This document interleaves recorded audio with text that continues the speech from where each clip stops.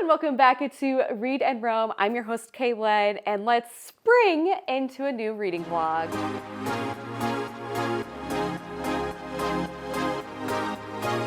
So it is currently March 11th. We just sprung forward. We gained an extra hour of daylight. The weather here has been utterly gorgeous, and so gorgeous that there are daffodils popping up in my yard.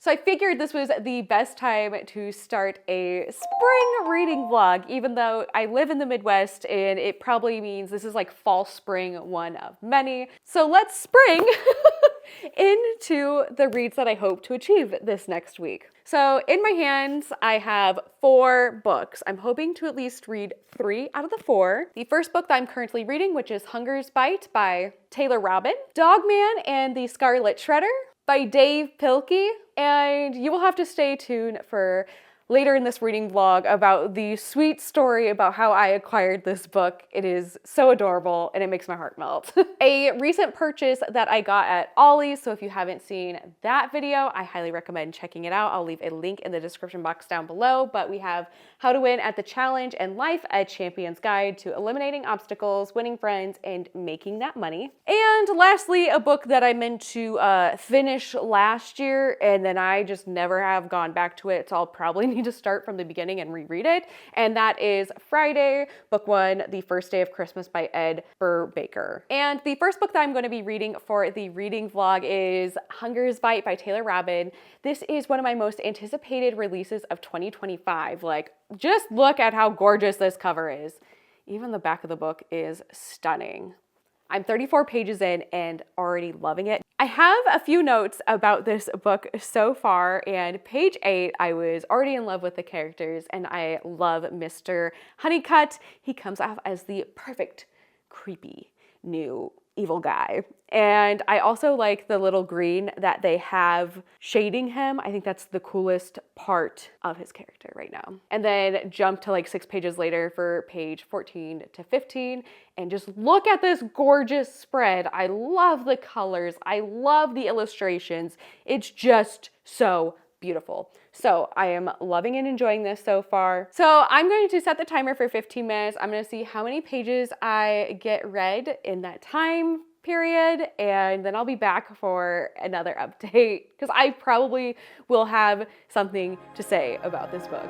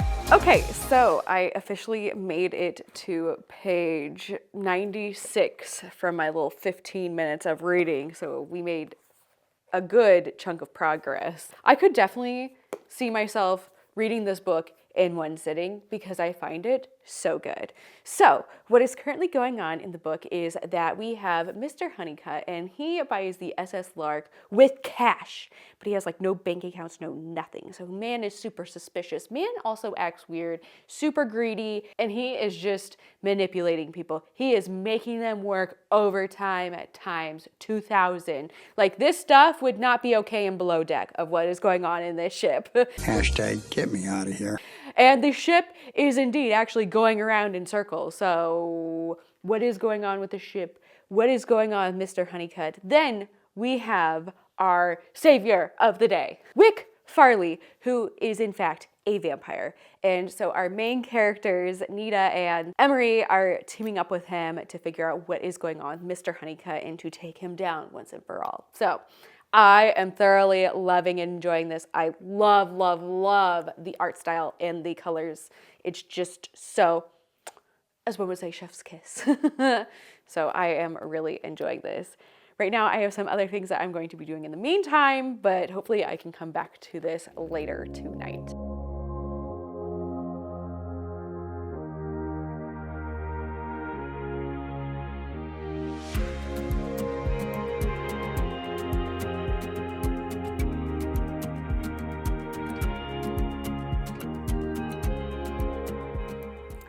So last night I got just a smidge bit over the halfway point for Hunger's Bite, and I want to talk about a couple of things before I finish this book because holy Toledo, I am enjoying this so much. So much that once I got done reading last night, I wrote down some notes, thoughts, feels, and opinions. But I am absolutely loving Mr. Honeycutt. What a great villain. He has everyone under his little hypnotic spell.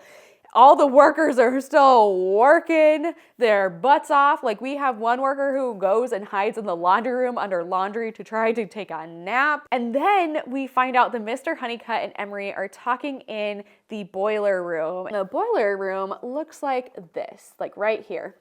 And if you go a couple pages later, after Emery, Wick, and Nita split ways, this is what he looks like, and I am just scared. I am just scared for his well-being. I think he's under the spell. And not only that, but then we have Mr. Honeycutt saying, get into the boiler. Get into the boiler? Okay, so the boiler out here chomping on people, chomping on the workers. Like, who's next? I'm scared. And then where I left off last night before I went to bed, this was like the most like, what in the world is going on? Like, I don't know if this girl's just delusional or under Mr. Honeycutt's spell as well, but oh my gosh, look at how creepy these illustrations are. Like, girl, be tripping. Like, no thank you. I'm currently right here, just barely over the halfway point. I am scared for our three main characters. Mr. Honeycutt can hop in that boiler and chomp himself away for all I care, but I'm just so concerned about Wick, Nita, and also Emery. So scared. What's gonna happen next? I do not know. But I am about to find out, so I am going to finish up the rest of this book right now. I wanted to wait till like when it was at night and it was a lot darker so it could be more creepy and eerie, but I just need to know now. So we're gonna find out. So after I finished Hunger's Bite the other day, I made this gushing mess of a review after finishing it. So here are some clips of that. Yeah. So I just finished Hunger's Bite and I loved it so much. I just want to gush and go like, I love this book so much. That ending, I was like, I like need the next book now. So I figured I would refilm it to be a little bit more comprehensive other than me just like fangirling and gushing over this book. But I seriously loved this book so much. And it was on my highly anticipated release list for 2025. It definitely delivered, and it is my favorite book of 2025 so far. 5 out of 5 stars from me. I loved and enjoyed this book. I loved the characters. I loved the illustrations. I loved the colors that were used. I loved the storyline, and Mr. Honeycutt as the villain. Chef's kiss, another chef's kiss in this book because Mr. Honeycutt was so perfect. And I really, really, truly love a good evil villain. And this guy was great. Spooky, scary, mysterious, you name it, he had it. Loved it. Loved it. And then we get to the end of the book and I'm like, oh my goodness, I thought this was definitely going to be like a standalone because I didn't see anything about it being a series. But there better be another book in this series. They definitely set it up towards the end of that. And the ending was great. It wrapped up and then, yeah, it left me on a cliffhanger of like, oh, this is where we're going next and this is what's happening. And that's a thing about like new releases is that you have to wait. you have to wait. And I don't got time nor patience for waiting for the next installment of a fantastic Booker series. I am just so happy I read this book. I randomly just discovered this on a list of like 2025 anticipated releases for graphic novels, and I'm glad I did that search because now this is my favorite book of 2025 so far. The expectations are very high this year after reading this. So then rolled around Wednesday night, I was debating if I wanted to go back and restart Friday and keep on the theme of spooky, mystery, horror, gory books. And I decided against it because I was watching the newest episode of The Challenge All Stars. And then I was like, you know what? I know what I'm doing next. So I picked up The Challenge, like How to Win at the Challenge and Life, because I was like, let's just fuel my obsession for The Challenge just a little bit more that night. I got to page 33 and I was also listening to the audiobook. And as I was listening to the audiobook, I was like, this would have been a fantastic idea. Probably not logistically realistic, but it would be so cool if they had the challengers read their section of the book. I think that would have been so much fun in the audiobook, but we have, and it is flying by as an audiobook. And then last night I was listening to a little bit while I was doing some puzzles, and I got to page 95, so we're about to start Rachel's chunk of the book.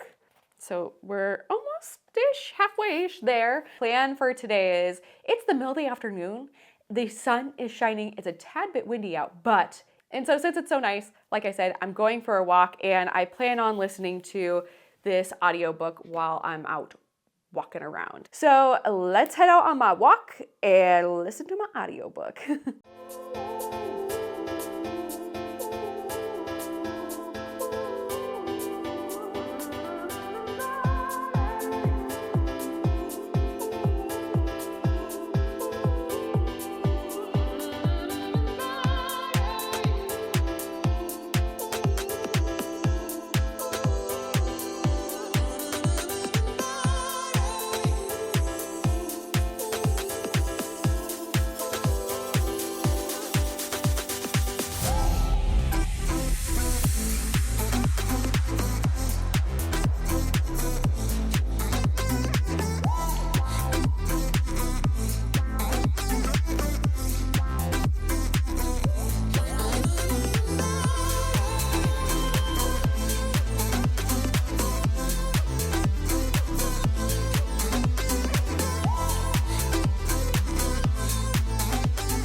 Okay, so my battery just died when I was trying to film this clip, and now I have just a couple minutes left. So we're gonna do a quick reading recap. It's St. Patrick's Day, it's Monday night, and I am almost finished with The Challenge.